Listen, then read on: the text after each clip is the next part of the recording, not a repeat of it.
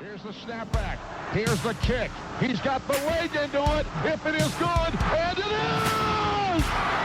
Austin Starr, a 49-yard field goal, and Indiana leads 27-24. Oh, it's an end around one to throw. Page looking at the quarterback, and it's a touchdown!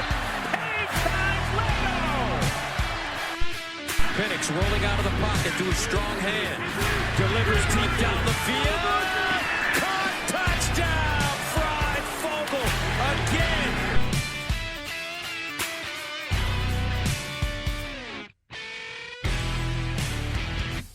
But at least we didn't lose at home to Montana. This is the LEO podcast. I'm your host, Michael Bragg. You can find me on Twitter at Braggley, Braggley.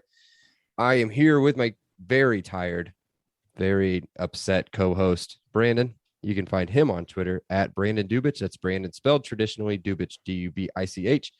And eventually we will be joined by the greatest fill-in live tweeter of all time, probably. Dude, he put in some effort, yes, bro. Producer Seth, you can don't block it. Block him. That's fine. The only Just one don't block the LEO LEO podcast and Just actually, don't block us. maybe say good job, Seth. Yeah. And you can find him on Twitter. That's at Setah5, Setah5. But let's jump into this. Let's get Brando awake. What's up, buddy? What's going on? Ooh. I always have so much fun on this podcast. There's been a handful of times, like even after the Gator Bowl, I don't think I was dreading the podcast as much as I was dreading this one. And I did it to myself, right? I 100% did it to myself and how I built it up. I mean, those that have listened know that I was building it up. I literally said this might be the most excited I've ever been for a game one of any sport. And, my teams have won Stanley Cups. My teams have won Super Bowls. Like, I never have been that excited for game one of the year ever. And I think I was for this game.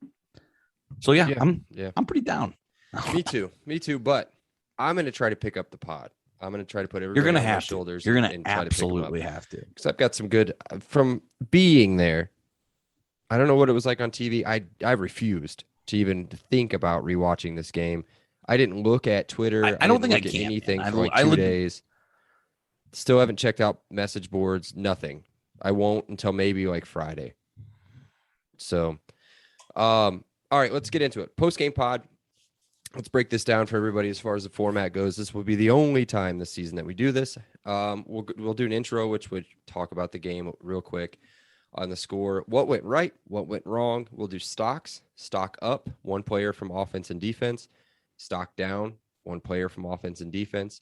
And what I mean by stock up, stock down is based on, this is the first week of the season, but based on what they did last week, even if like next week we blow Idaho out like 7,200 to nothing, everybody's stock's going to be up, but maybe somebody didn't do quite as what we thought they were going to do. So maybe their stock could be down. So something like that.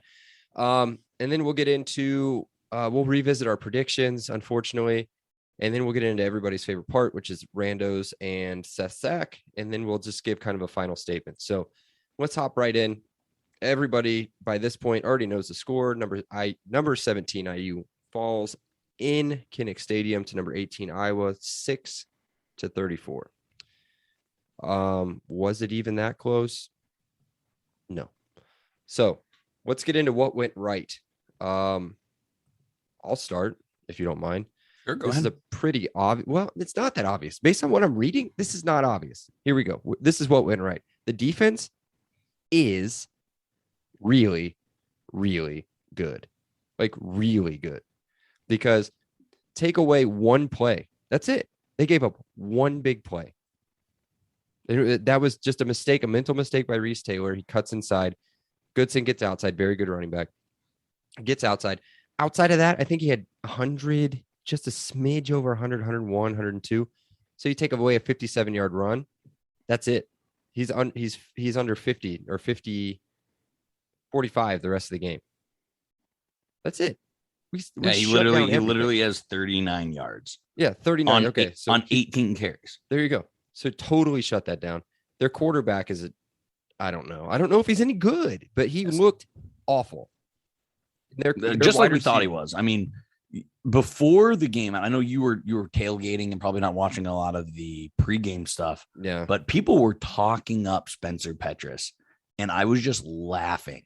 Like it probably even raised my expectations even more when people were, thinking Iowa was going to be good because of Spencer Petras. He's terrible. So, I mean, you and I were spot freaking on with that. Their defense is really good. That's the only reason that they're really good. I mean, Tyler Goodson's good. I would say Tracy's good, but look at the wide receivers. What, they catch 5 balls? All of the wide receivers caught 5 balls for like 30 yards. I'm not looking at the stats. I refuse to look at anything like that. I'm looking at it now. It's like 5 catches for 30 yards. The defense was awesome for what the situation that they were put in. So here's what I kind of put together. 2 pick sixes. So you take 14 points off the board there. 1 freak run. That's fine. You can still give it to him. And then James Evans put us in a terrible position. I want to say it was his second punt that didn't even get past the 50-yard line. Set him up for points. Again, I mean, nobody wants to hear us say I told you so, but I think you said it at least 3 times, maybe more. How can you put in a guy with 0 experience in this situation? I mean, it's just and that was a shocking thing for me. I don't have Coach Allen on here at all as a positive or a negative. But that's one thing. He prides special teams so much, yet he threw him into the water without knowing how to swim. It was just such an interesting decision. And did we expect to have him punt after a 60-yard touchdown run, a pick 6, and then like 2 more possessions, then he has to punt? I don't think so. He did, to his credit, he did get much better as the game went on. I mean, I'd hope he had 8 opportunities. Yeah, he was much, much better. After the first 2 kicks, he was fine. So what's one of your things that went right for you? Freifelgel's the man. Freifel was really good. Dude, some of the ways, some of his routes were impeccable. The way he turned his body to catch one of them was awesome. Mm-hmm. He seems to add a little bit more shape than he had last year. Yeah. He's kind of always had the speed, but he's kind of got this little one cut thing. That's his thing. I don't know if you heard this, but that's the reason he came back, was because he wanted to work on, he was okay. The NFL was okay with his hands. His speed was okay.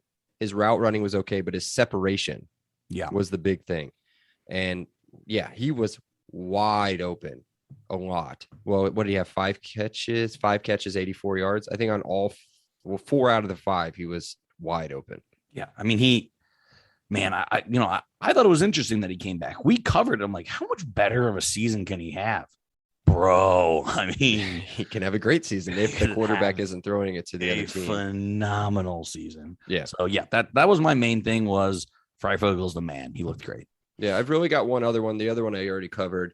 All of the transfers are absolute studs, from what I can tell. DJ Matthews looks really good. When he's got the ball in his hand, he's very shaky, very movie. He looks good. Okay. He almost broke that one. I have something I got to say. Okay, I can't wait for that. I think Stephen Carr's really good. If he can get some sort of a hole at all, he's really good. He does fall forward quite a bit. Some people said that we're going to miss that from Stevie Scott. He always falls forward. He hits the hole hard. He's got good shake in the hole. He turned a couple of that should have been TFLs into at least some sort of a positive. And then obviously on the defensive side of the ball, Handy, Ryder, and can never remember his name. Weston Kramer, is that his name? Dude, Weston Kramer. He got a lot of run, and he did a lot with it. Didn't think he would start. I don't think either one of us had him as a starter. And he was great. So do you have anything else on what went right? There wasn't a lot. Yeah, and I have Ryder Anderson. I think probably stood out the most out of all the transfers. Yeah, to me. I think, again, he's going to make a huge impact he's going to make a few game-defining plays throughout the season. I really like Ryder Anderson. Me too. I really like Stone Handy. They only brought him in on 3rd downs, or at least on obvious passing 3rd downs. And that dude is quick and athletic off the edge. And it's something that he got to Petras a few times, or Petrus. I think they kept saying Petrus in the stadium. So I'm going to say Petrus. They would know, right? I mean, the game would know. Well, maybe. I don't know. The people in Iowa are not the brightest. So, and I'll tell you, we'll talk about that a little bit later. Well, actually, we'll talk about it right now. And what went wrong? No, Start with that. I still have again Oh, you still have another guy. And it's only because it's me, and I got to bring this up. Okay, Chucky. Again, similar to Freifogel, how could Chucky Campbell get better, right? Yet he does. Like that field goal, that long field goal to make it 14-3, that gave me hope, right? Like, yeah, so Chucky is still a G, and he's going to make some monster kicks for us. He's good. Very good. Okay. Yeah. What went wrong? We can go into that. A lot. That's what I wrote down. O-line, D-line, Penix. That's it. I mean, it's pretty obvious. Yeah. So when I say D-line, I just mean interior defensive line pressure. Now, I was really touting Weston Kramer. As we just talked about, the run defense was impeccable outside of one run. They were good. Yeah. They held him to what? What did you say? 18 carries for 30-something yards outside of one run? Yeah. Yep. That's a very good running back. They were great outside of one run, which Reese Taylor could have stopped had he just maintained his edge. He would have been fine. The O-line, I don't know if that feeds into what Penix had going on. I don't know if it's a mental thing. You might have some more info on kind of Penix and openers and stuff like that, but the O-line is really that's really the biggest issue right now. So what do you think? Yeah, for me, the offensive line is somehow worse. Now this is a really good defense. So it'll be interesting to see what movement they get against Idaho and Cincinnati. But man, our tackles are horrible. I thought Carpenter was going to be better. Like, man, I had so much hope for, sophomore and junior jumps for guys. I had so much hope for the transfer Carpenter, and man, it's going to be, I think, our worst position group this year. There's just no one on that offensive line right now that I see that, well, they're not good now. How are they going to get better throughout the season? So here's one of the things we can take into consideration for the offensive line. This is the first game that line has played together, and it's on the road. And that was a very loud stadium, very loud. I don't know what it was like on TV. Oh yeah, I mean, how many offensive line penalties do we have, man? Yeah, they were very loud. I would say that this is gonna. Well, they're not gonna listen to this pod, but that stadium, the way that it's built, makes it's way louder than the Big House. Been in both sold out. It was super loud, and their fans are great outside of the idiots that wanted to talk to me outside of the game. So, they're super into it. They're very football knowledgeable. They're very good college football fans. So, that's it. That's all I'm going to do on what went wrong. Do you have anything else? I mean, for me, I think Penix looks jittery. Like, I've never seen him throw more off balance. I've never seen him pat the ball that much. I've never seen him. Yikes. I mean, he needed a warm up. He needed a warm up game. This wasn't what he needed. He needed next week. He needed Idaho before he got Iowa. So, and then here we go. And I think this ties in a little bit to Penix, but Cameron Buckley and DJ Matthews both cost us 14 points, and they both, you could clearly tell, have no chemistry with Penix. Like, you can tell they just haven't practiced much together, whether that's in a live situation or what that is. So as opposed to the offensive line, I think that chemistry can be developed over the year. I think you've seen DJ Matthews and Cameron Buckley, like, the talent is undoubtedly there. But, I mean, again, 14 points were off them. I don't put either one of those interceptions on Michael Penix. Explain to me that. Explain to me the Cameron Buckley one, because from my perspective, which would have been behind where he was throwing the football, that was a stupid throw, an awful throw. So and right off of a turnover too. So you haven't been on the message boards, and I I haven't don't know how looked much at any on of this Twitter you have been. He ran their own route. He did. Mm-hmm. What was it supposed to be? It would just look like a screen or just like a straight hitch. It was a 3-step drop and a throw, wasn't it? Yeah, he was supposed to go inside and he went outside. Oh, Um, okay. Well, that makes sense then. And then DJ, he fell down on the route, right? Got up and then it just hit him in the yeah, shoulder. he slipped out of his. So the timing was just off the whole time. Okay. But it still hit him in the left shoulder pad. Now it's hard to catch a left Behind shoulder you. pad when you're going left. Going left, yeah. So it was behind him. I'm not going to blame Penix on that throw. I think that's just a freak play. That's just a freak thing. The dude falls down. The pass is there. He gets up immediately. Boom. It just happens. It just happened to have 2 people, I think, from Iowa right behind him. So if it wasn't Moss that makes the pick, it's somebody else makes the pick.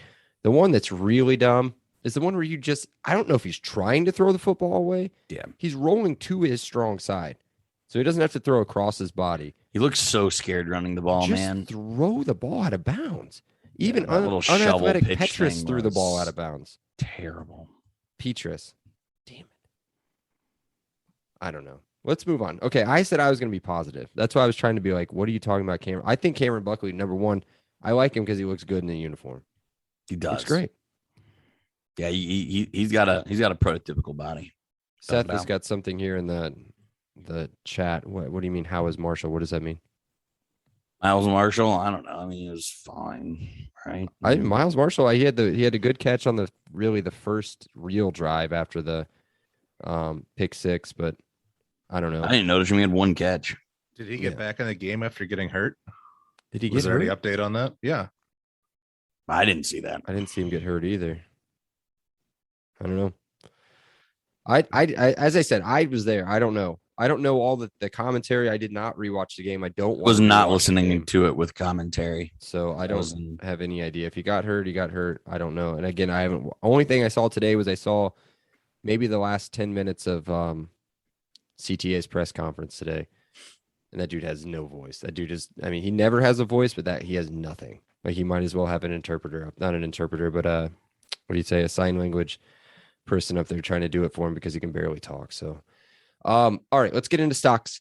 Let's bring it back a little bit of, we'll start stock down. We'll continue the negativity. Then we'll go stock up and we'll finish on a positive here. Stock down. I'll let you start on offense. Pick one. Who you got? So I don't know if I said it. I don't know if you said it. I don't know if we both said it, but we said the offensive line can't be worse, right? Like we're bringing back experienced guys. There's not really any newcomers outside of Carpenter, but Carpenter legitimately was a starter in the Big Ten at Michigan. So, man, I mean, that offensive line, I don't know how you can be confident with anyone doing anything. So it's getting to be a theme now with Tom Allen teams. And I'm just so freaking concerned about it. It's got to be the coach, right? It has to, because you're recruiting pretty decent talent. I mean, Yeah. Caleb Jones, not a major recruit. He's huge. He's a monster of a kid, athletic for being 6'8", like 900 pounds. But I mean, I don't know, dude. It's got to be the atmosphere. Let's see what they do this It's week. Darren Hiller. There we go. Darren Hiller. So let's see what they do this week. Let's see. I'm telling you, having a whole season with no fans, that's got to be a major shakeup for most of those people that were playing on the line that hadn't played in front of fans in well over a year. So I'm not saying Idaho is going to be a major test.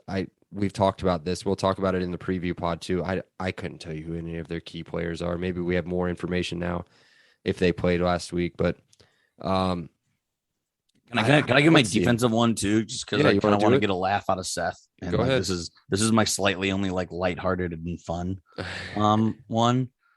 In stock down Indiana. If you can't intercept Petrus, I mean, the dude is so bad. Like, guy can't hit a broadside of the barn, and we can't find a way to somehow create any kind of takeaways or interceptions. Like, there were a few times where we kept that game within a 14, 17 point game, you get a monster turnover. That's momentum, like especially in college.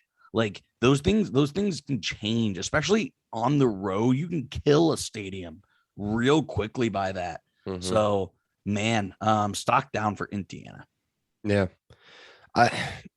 Petrus, I don't know. I agree with you. I do agree with you. I just don't think he was making those throws. He just wasn't making throws because there's literally nobody open outside of whatever his name is, Laporte or whatever, Laporta.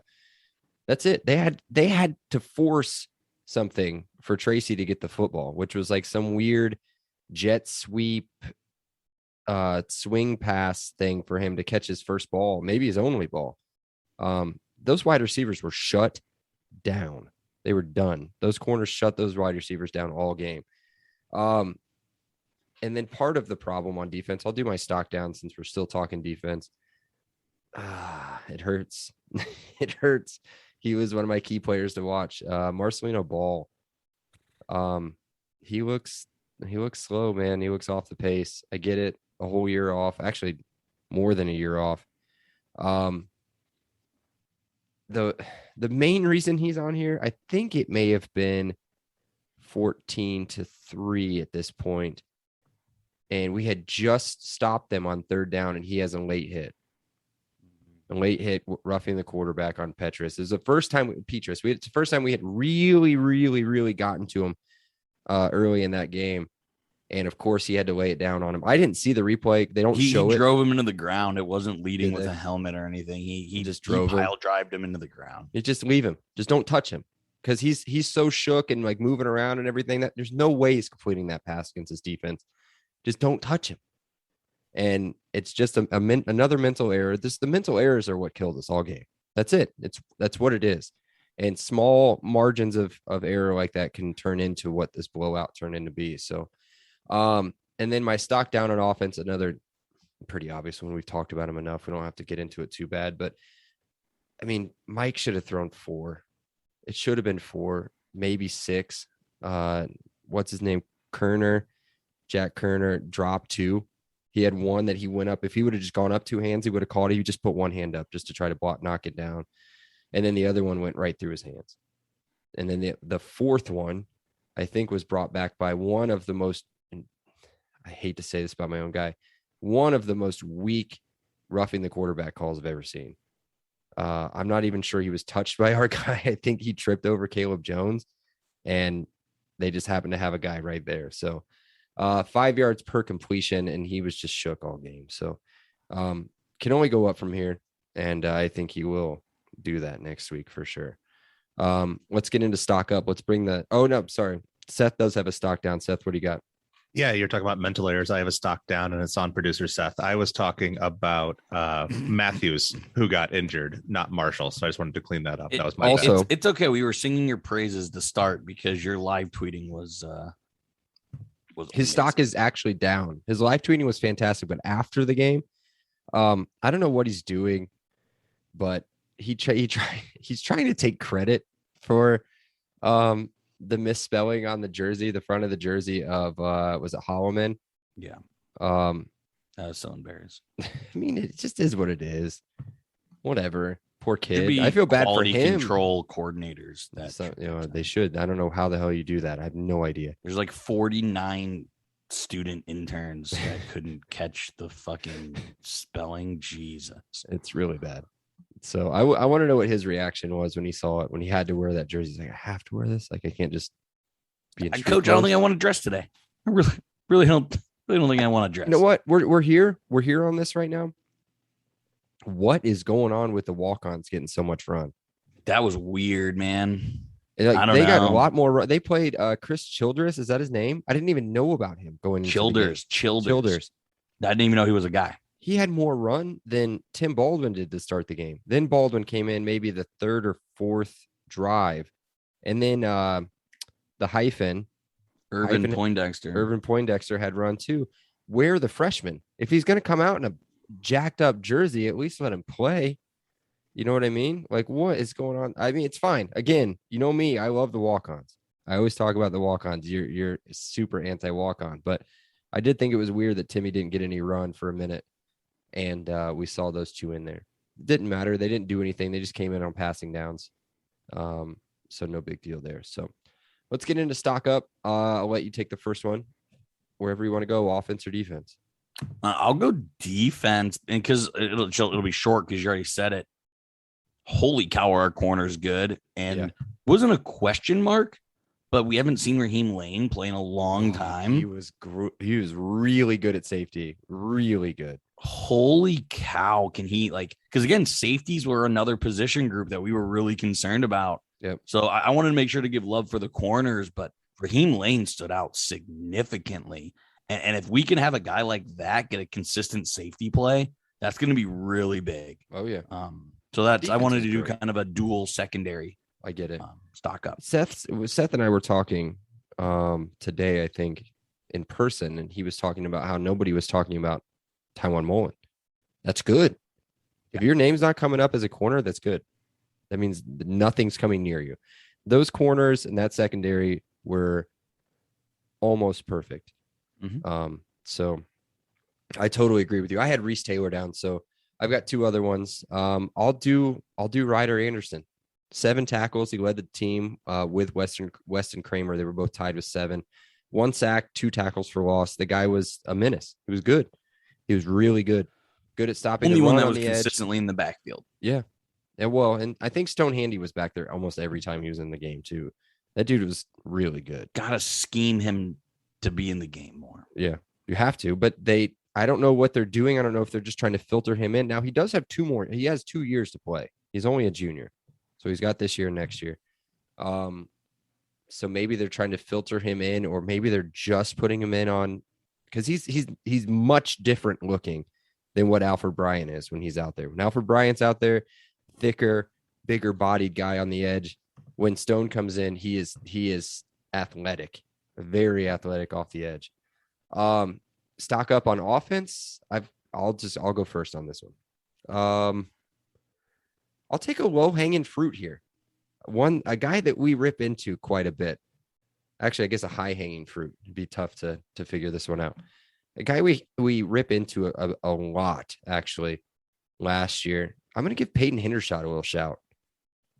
Yeah. He didn't have major stuff. I mean, 3 catches, 26 yards. He looked pretty good in running his routes. He was open a few times. Penix missed him on the wide open touchdown. Right up the seam, the kind of inline post route. Yeah, wide open. No drops. And he made an incredible catch. Another one where you were talking about twisting his body. I don't know if it was one-handed or not. Seth's doing the one-handed catch thing. Yeah, he looked really good. He looked sharp. He looked like he was into the game. And he also looked like he was ripping into Caleb Jones every time he got a penalty. So that was pretty cool too. Nothing against Caleb Jones. I'm just like, come on, dude. Our tackles were horrible, man. Yeah. There's no way around it. Our tackles were. So Seth, you tweeted this out real quick while we're on the topic. What was going on with the line? I couldn't tell being there, but there was a lot of shifting, a lot of shuffling of players going on. I think it was late in the 3rd, early in the 4th. They brought in almost a second shift. Did they move Bedford over? Bedford needs to be at left. I don't know why Matthew Bedford ever moved to right tackle. He needs to be at left tackle. They kept the left guard in and the center, I think, but then swapped out the right side as well. Weird. I don't know. I honestly think it's a crowd thing. That place was rocking. Even when they were up big on 3rd down, they were always rocking. So I don't know. We'll see. What's your offensive stock up? And then we'll get into revisiting the predictions. So, I mean, first of all, this was the hardest thing you had in the entire outline. Yeah. Like, I could not think of a positive. Slim pickings. I couldn't. I mean, again, Kevin Wilson days, offense was fine. Like, even like when we had Xander Diamont and, the shake and bake offense, like, offense was fine. This was the worst IU offensive performance that I can literally remember. So it was really hard. And I don't need to go into it too much, but you kind of like Stephen Carr. Well, I won't say it was a question mark. We just didn't know. We didn't know if there'd be any drop off from Stevie Scott. And I think his ceiling is Stevie Scott. I think he can be better, but what we saw out of him against Iowa is exactly what we saw for Stevie Scott the past 2 years. So in my mind, like the stock has to be up because we know that the bare minimum he can supply that. Yeah. Which is about as complimentary of this freaking offense that I could be this year. Or the other thing with him, you're down 14-0 like that. 12 minutes. I remember going, it's 12. I remember tapping my buddy next to me at the game and going, the guy that lives in Iowa, so it's irrelevant. He tapping him and going, plenty of game left. Only down 2 scores, get the ball back at half. No big deal. Go down here and score. But it's like he said it at that point. He goes, yeah, but you guys can take your game plan and just crumble it up, throw it out the window because it's done. So there goes the game plan. They tried to run a few more times. Iowa knew, man. They knew what was going on. They knew Penix was shook and that we would try to run a little bit and then try to use the play action off of that. No good. I think the kid is very good. I think he's an elite running back. He just needs freaking give him something that he doesn't have to wiggle his way through to pick up a couple yards. Give him a hole. He did bounce a couple outside that he looked really fast. It looked like a quick movement outside and he got a few yards out of nothing. I remember that a couple times where he was basically being chased around in the backfield, bounced it outside, picked up at least 3. So yeah, I'm with you on that. The other one I thought was an easy one was Ty Freifogel, but we had already touched on him, so that's good. Talked about it. Yep. Okay, well, let's try to get towards the end here. We'll get into our predictions here in just a second, but first I want to let everybody know that this podcast is brought to you by the Monon Track Club. Check out the show notes for the website and the promo code. The promo code is LEO10. That's LEO10. That'll get you 10% off your purchase. Check out some sweet gear if you're a big fan of running in Indy.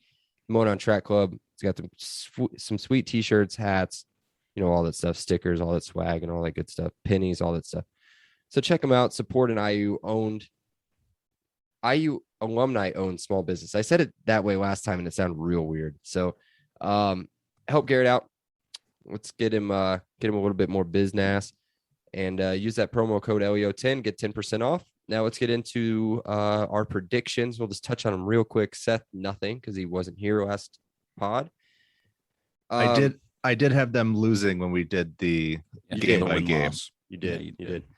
Brandon and I both had him winning by a margin of 3, 23-20 for Brandon, 27-24. About the only thing I got right was they scored 20 offensive points. So yay me. There you go. Does it make you feel better if we eliminate the 2 pick sixes, we lose 20-6? Yeah, because you got to think like maybe they get 3 more points on that another one of those 2 drives or a touchdown. It could be a 1 or 2 score game. That's what I keep telling. That's what I keep trying to explain to myself. I mean, that's super optimistic. Like that's but I mean, whatever. It's all good. All right, let's get into it. Brando's Randos. Cool. So I'm going to just go ahead and get the elephant out of the room. I can't believe we went however long. Why do you go to road games? Because can you tell the audience what your road record is? Well, okay. We'll start with it real quick. First road game I went to. We'll just do recent. So it was 2014. You're like 1-5 or 1-6. Something like that. It is. Stop going to freaking road. Like, what do I have to like? What do I do? Like, I am not the reason. I am not the reason that they lost. So the reason I like it is for that. I'm a thrill seeker on that part. Like the adrenaline rush of being somewhere where you're not wanted. I guess. Like they did not like me on the way out, and I did nothing. I had my 2-year-old child on my shoulders, walking out of that place, and they were talking crap to me for no reason. And then one of them said something about the kid. I almost had to throw hands, like legitimately put him off of my shoulders and was going after this dude. And I was worried about you throwing hands with people. Otherwise, I would have sent that question to you after the game. I think I had it spelled out in text message. Like, you're not allowed to go to any more freaking road games. But I didn't say that because that would have been pointless. I should have known better. This wasn't the road game to go to. I just should have known.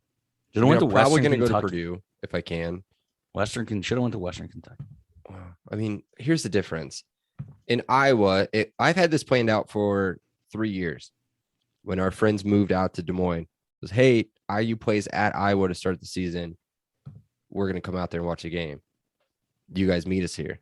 And we did. I don't know, man. I like traveling. I like going. I like staying in hotels. No, doing I all get that it. stuff. Keep going. It's an amazing experience for you and your family, and you have That it as a stadium bucket is list thing. really cool. But I So mean, if you they got play there to again, call it gotta out, go. dude. You're 1-5, It's not 1-6. Absolutely have to call it I've out. lost at Bowling Green with Tevin Coleman, Cody Latimer, and Nate Sudfeld. I lost at Bowling Green.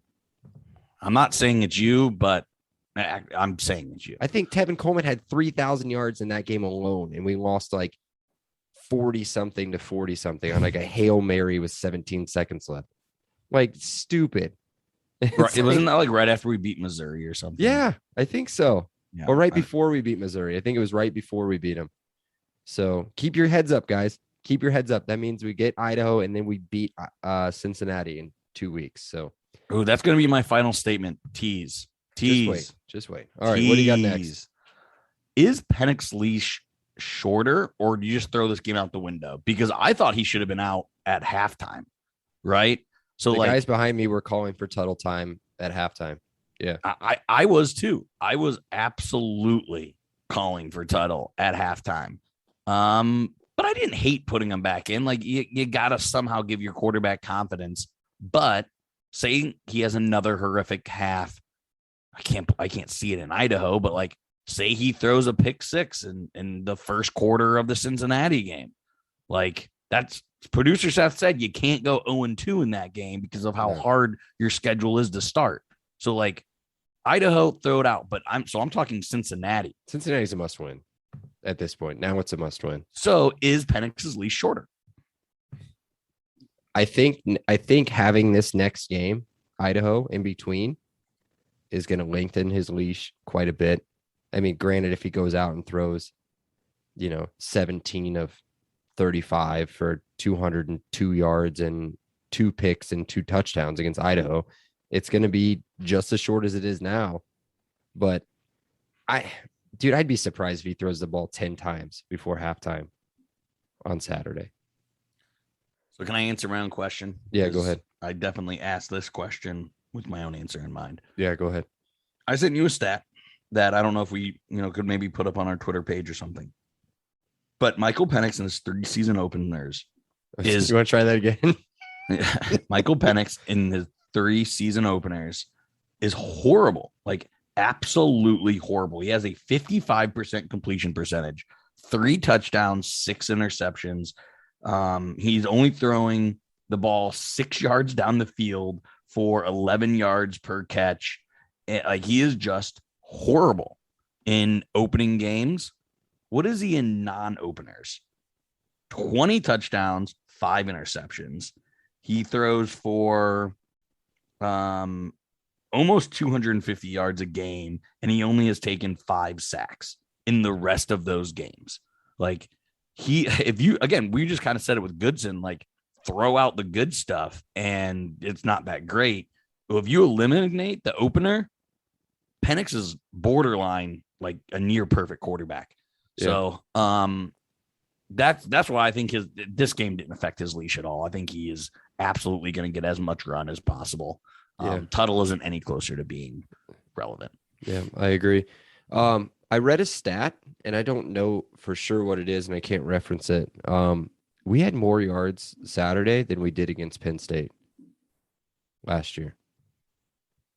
Yeah. We scored 6 how points. often in the offseason did I talk about Penix's slow start? Yeah. Our bad first couple drives. That may have been a key. I don't want to go back and look at episode 31, but that may have been a key for me. It's like, don't start slow on the road. You just can't.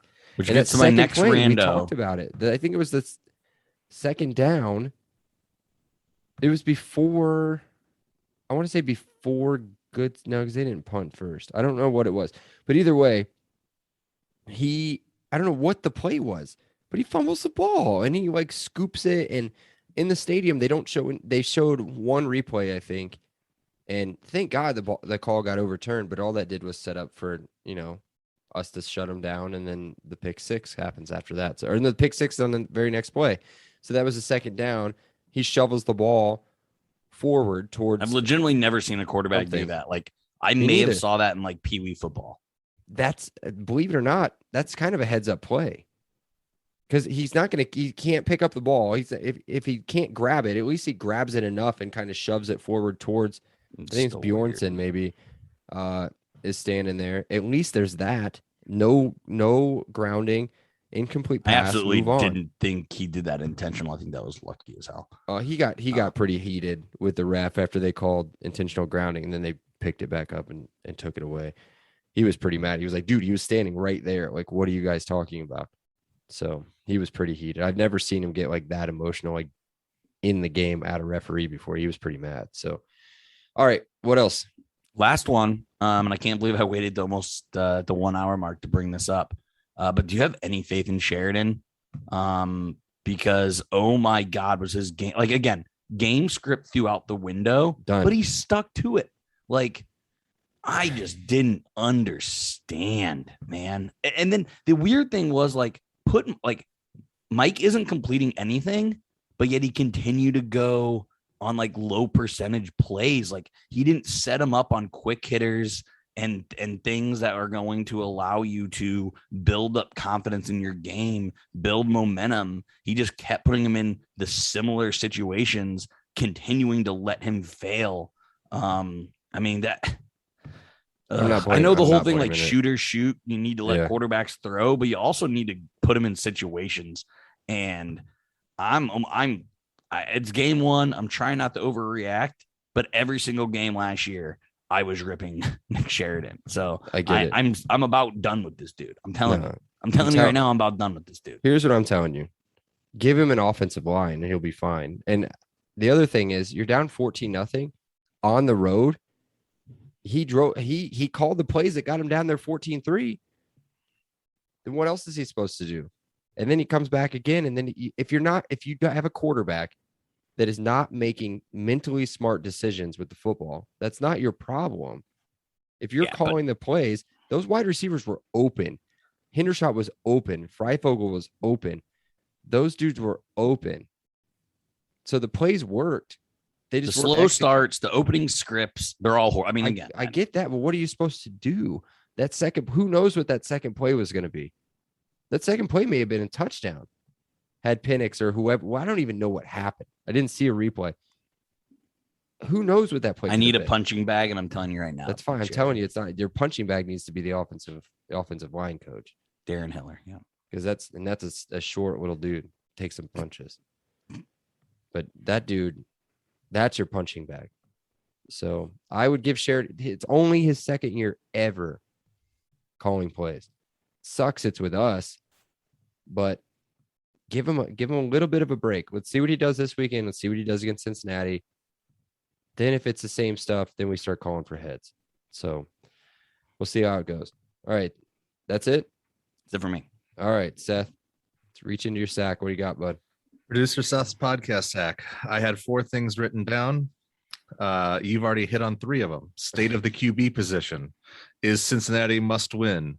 Nick Sheridan ? My 4th one here that we can get into. So if you weren't sick of situation, if you weren't sick of Iowa already, guess where game day is next week? It's at Iowa. It's at Iowa State for the Cyhawk game. Oh gosh, so we're gonna have to watch so many highlights from last I'm not watching any of it. Why do you guys watch many. any of it? Don't watch any of it. I'm not now. I didn't know that, but now my Saturday morning just really freed up. Just watch stupid BTN. It would be fine. Or Fox. They won't even talk about it. They'll talk about it. Thank you, producer Seth. Now I've got another hour and a half free Saturday morning. The weird thing is it's a 4:30 kick or something, or it's a weird kick time for that game. That was one of my things that I came back at one of the guys talking a bunch of crap on the way out.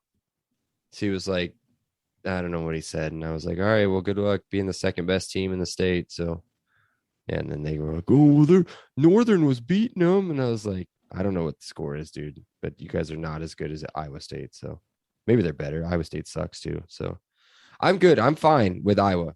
I'm fine. I did think it was incredibly creepy and a little bit weird, maybe incredibly weird and a little bit creepy, that I would go to a effing grocery store and there's Hawkeye stuff everywhere. I'm talking outside the store. The little, the little things that are like up against the curb of the store, like the little posts that keep you from like hitting the store or like parking up on the sidewalks.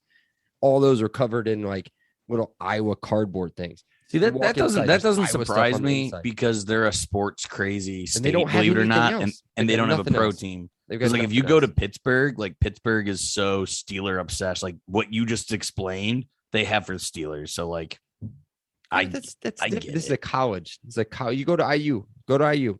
The old Marsh. That Marsh didn't have that IU stuff all over the place. It's right down the street from the stadium. You go anywhere. You didn't have any of that stuff. Bloomington is all IU. That's all they got. You're an hour and a half away from a major sports city. 2 major sports cities, I guess, if you consider Cincinnati a major sports city. But the major sports city in Indy is an hour and a half away. And you don't have I don't know, whatever. I'll get over it. It's fine. I couldn't name 4 cities in Iowa, so that shows me how much the state isn't relevant to me. Ames. I don't know why we didn't think of Ames, Iowa. Should have thought of that. Didn't even think of that. I can name 5 now. Davenport. Is that Illinois or is that Iowa? I don't care. You need to get yourself a new map. All right, cool. Well, the sack is emptied. Here's my final statement, and then I'll let Brandon get his in. Don't let this bring you down, dude. It's 0-1. Seth thought we'd lose the game. As you've said 100 times, Vegas thought we'd lose the game. ESPN thought we'd lose the game. Whether we lost it by 3 or we lost it by 28 or we lost it by 58, it's an L, bro. We're probably not going to be ranked next week now. But who cares? You beat Idaho. Should. Like 97.3% chance or something like that if you take that for whatever you want. Yeah, DraftKings doesn't even have the game up. And then if you beat, you're at home. That stadium is sold out. That game is sold out against Cincinnati. That place is going to be rocking. You're 1-1. You've got a top 10 team at home. You win that game, your season is right back on track. So pull your head out of your ass, IU fans. I'm not going to say that about the team. Pull your head out of your ass, IU fans. The season is not over. It's fine. Just support the team, man. Support the team. We'll be fine. I'll be there Saturday. Let's go. Here's my thing. With the worst coach, with the worst culture, with maybe a younger team, you panic.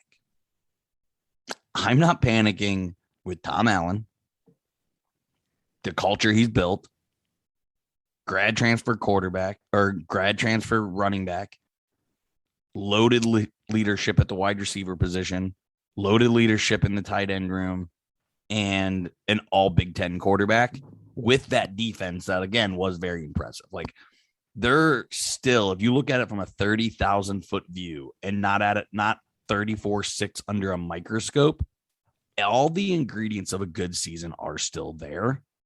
And I wouldn't want anyone to coach me more with a chip on their shoulder than Tom Allen. Yeah, Saturday's going to be bad if you're a Vandal. It's going to be real bad. I mean, your nights are probably bad if you're a Vandal. But it's going to be real bad. So we'll preview that game. That pod will be out. I'm sorry, by the way, travel got in the way yesterday. Brandon got in at the A crack of dawn today. So we will be more consistent on this. So we will get the preview podcast out Thursday. This podcast will be out for everybody. We're recording on Monday night. It'll be out tomorrow morning, Tuesday. Kind of like you're not consuming content. Like, we're going to continue to be consistent. We're going to keep pumping out content. But I know if listening to a podcast about this is going to be freaking hard. So I'm not going to blame you guys if you don't check out this podcast. It'll be fine. I'm an Arsenal fan. We lose all the time. And I listen to Arsenal podcasts every week. I'm listening to one, not right now, but before this, I was listening to one. So you guys do suck. Yeah. And that's the one thing I kept saying. I kept saying in the stadium, I was like, God, I don't have the Colts until next week. I've got an international break in English soccer. I have nothing to look forward to the rest of this weekend. This is going to be awful. Bro, my last 2 football games, were what just happened Saturday and the Browns destroying the Steelers. Like, I couldn't be less interested in football right now. Like, my football desirability might be at an all-time, and the Steelers start with the Bills. I was gonna say, just wait till we have to record Sunday night after Josh Allen throws for like 300 yards and runs for 100. Oh my God. Oh, goodness. Is it in Buffalo too? Like, normally, like, I'm sure that's an L. those that are listening, like, I normally bring it with energy. I'm finding a hard. I'm gonna go throw some money on that one. That's a big L. Dude, we're gonna get fucking. And TJ Watt might hold out for the whole season. It's just no one wants cares about the Steelers. Subway must have paid him a lot of money. Oh my God. All right, guys. Till Wednesday night, Michael. Seth, thank you for everything. Seth, thank you for everything. The live tweeting. Michael, way to bring the positivity. You definitely kept it up as much as you could. Trying. So. You're super depressing. Well, be sure to check out the pod on Facebook and Twitter. Facebook.com/podcastleo and on Twitter @podcastleo. Also follow, download, rate, and review, please. We love you guys, and we will see you next week. Leo. Actually, we'll see you in a couple days. Leo. Awesome day. Leo. Thank you so much, Rick. I appreciate that. Leo. All right, great. Leo. Appreciate you guys. Leo. You're welcome, Dave. Have a great day. Leo. Have a great day. Leo. Appreciate you being here with us. Have an awesome day. And Leo. Oh, thank you so much. Leo. Well, thanks so much, Leo. Hey, thanks so much, Mike. Appreciate that. Leo. Appreciate you guys, man. Have an awesome day. Leo. Awesome. Leo. Leo.